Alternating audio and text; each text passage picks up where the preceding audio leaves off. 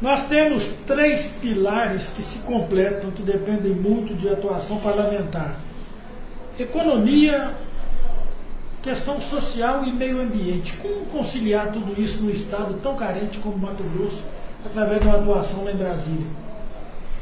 Bom, a economia, nós temos assim umas propostas muito bem definidas, temos o privilégio de contar com uma contribuição do Gustavo Franco, né, que é o presidente da Fundação Novo.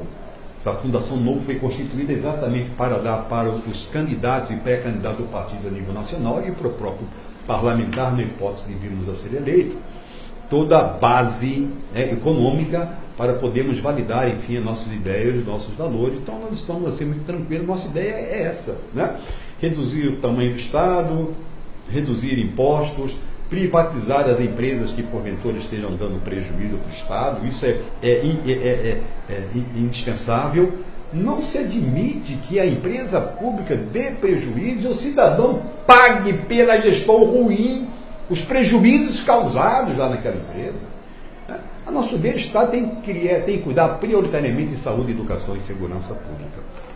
Quanto ao meio ambiente, meu mestre, o que nós entendemos? Salvo engano, o Brasil preserva ainda 52% das suas matas. É isso, não é, meu mestre?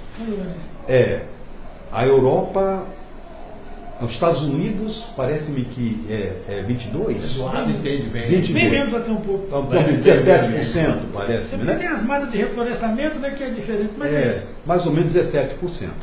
E a Europa, Zero. A China, então, meu Deus do céu. Então, o que é que nós temos que dizer? Na verdade, Enoque e Eduardo, você quer preservar o país, quer preservar o globo, quer preservar a terra, quer preservar? Quer? Consuma produto brasileiro. Ao contrário do que as multinacionais estrangeiras, as empresas, as maiores, os grandes grupos econômicos estrangeiros fazem, financiando campanhas contra o agronegócio brasileiro, taxando-o, né, de desrespeitar o meio ambiente, Predador. ser predador. Na verdade, predadores não somos. Nós somos o país que mais preserva e somos o celeiro do mundo na produção de alimentos.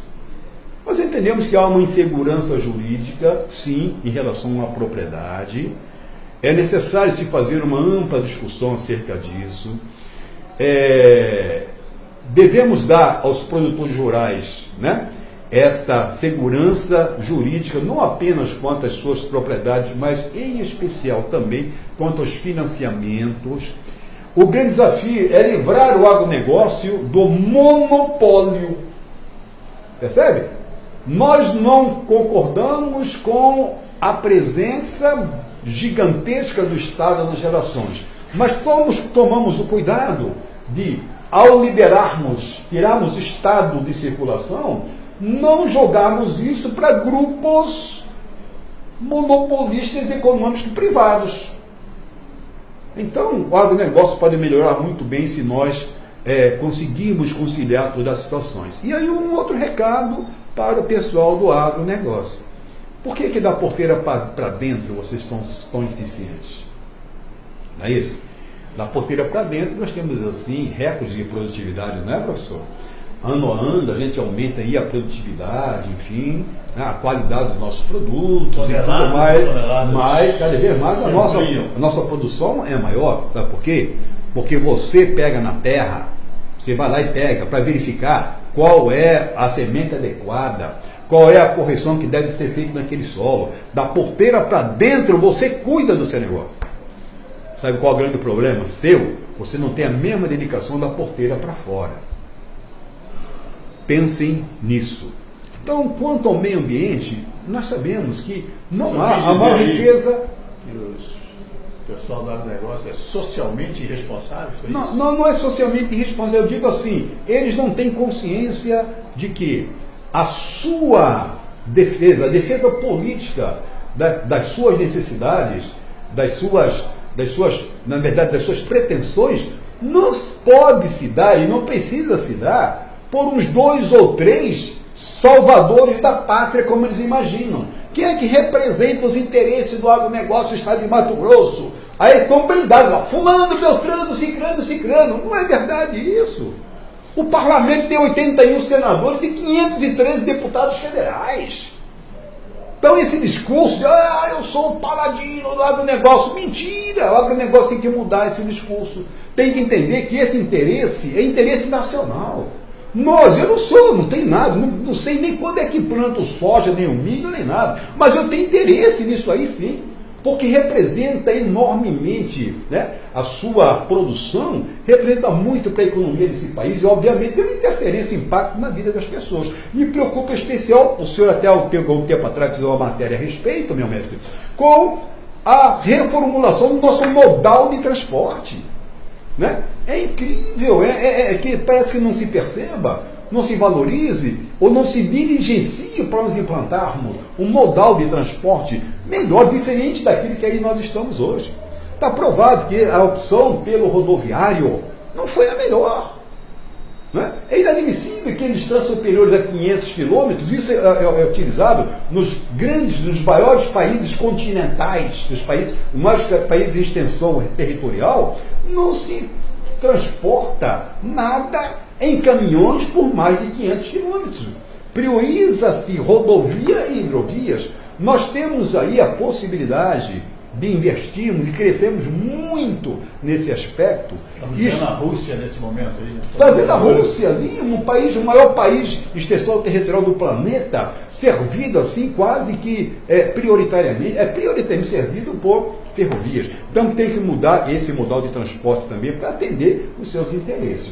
E uma outra situação, meu mestre. Nós entendemos o seguinte, estivemos conversando, Enoque e professor Eduardo, há algum tempo atrás com o professor João Vicente. Lá ele é o diretor do Instituto Federal de Mato Grosso, IFMT, de Lucas do Rio Verde. E o João é pós-doutor, uma qualificação assim fantástica. É o conhecedor da área. Ele me deu uma informação que eu fiquei estarrecido e falei, meu Deus, nós temos que avançar nisso aí. Ele me disse assim, doutor, a Alemanha, que é a locomotiva econômica da Europa, numa das maiores economias do mundo, na Alemanha, somente 52% dos jovens vão para a universidade. 48% fazem cursos técnicos. No Brasil, nós temos uma demanda de 13 milhões de técnicos.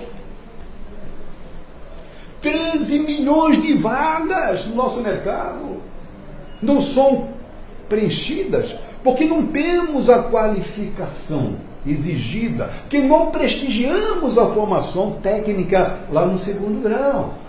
Com essa ideia de que a salvação para o jovem é tão somente o curso superior. E aí nós vemos, né? Estamos constatando aí no dia a dia o que a gente encontra aí com algumas profissões e tal. Né? Pois bem, essa é algo que nós temos que fazer. Privilegiar o investimento, especialmente na educação de base. Essa é uma das bandeiras do Partido Novo. Vamos privilegiar a educação fundamental, média e técnica, para podermos atender essa demanda e darmos ao jovem essa melhor opção. Eu tenho um genro que sou agricultor, enfim. O senhor está na área da soja. Não, eu conheço um pouquinho, né? Que a gente conversa vez ou outra e tal. Quantos hectares? Não, é pouquinho, né? São pequenos, parece 4 a 5 mil hectares, mínimo, pequeno mesmo. Aí eu estava conversando, falei, me diz o seguinte, quanto é que ganha um tratorista seu lá, né? Operador de máquina. Falou, doutor, fala para o senhor, é de 6 a 8 mil reais. Eu falei, é mesmo, cara? Ele falou, tem um detalhe. Depois de 3 ou 4 meses, não sei o que manda ele embora. É ele que mete o pé no meu traseiro e vai embora. Eu falei, como assim? Eles trabalham 4 meses aqui e vazam. São poucos. Aí vão para a colheita lá na Bahia, aí tem Rio Grande do Sul, Paraná, enfim. Ou seja, aí me lembro do professor João Vicente, Basta inverter um pouquinho a prioridade. Faltam técnicos, temos que privilegiar nessa área para poder atender essa demanda. Eduardo Gomes, para encerrar esse papo, qual é a pergunta? A pergunta, o que tem de lirismo e o que tem de prático no seu partido em Mato Grosso, com esse Estado corrompido, carente de infraestrutura e desencantado com a classe política? Meu mestre, eu penso assim, eu penso que a base de tudo isso é assim, as pessoas decentes, elas pensam e agem de forma diferente. Apesar de que você ser digno, você ser decente, não é favor nenhum, nem há nenhum atributo especial que justifique, né, assim, um tratamento diferenciado também. Isso tem que ser inerente à nossa existência. As pessoas de bem tratam o erário de forma diferente. Veja bem, se eu lhe pedir, Eduardo, você cuida dessa caneta, por favor? Você vai dizer para mim assim, por quê? Não. Como é que você vai sentir? Fala o quê? Eu ficar responsável por um objeto que não é meu, sem necessidade? Não, Valdir, ó, fique com a sua caneta aí. Por quê?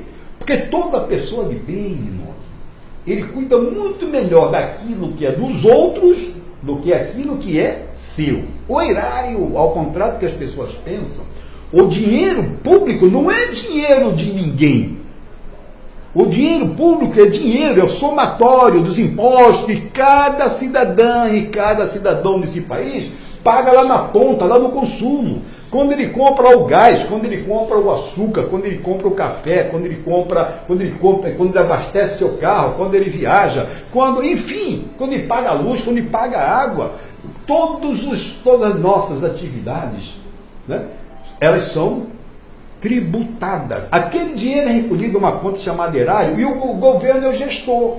E nós elegemos essas pessoas para poderem gerir esses recursos e devolver para a população, como eu disse agora há pouco, na forma de benefícios nas áreas de saúde, educação e segurança. E nós não temos isso. Qual que é o grande erro, a nosso ver? A forma como vem esse dinheiro. Eu, pelo menos, por exemplo, e não sou somente eu, as pessoas de bem são assim. Eu vejo o dinheiro do erário como dinheiro deles, não é meu. Então eu tenho que ter um escrúpulo muito maior com aquilo que não é meu. Tem que selecionar muito bem os projetos.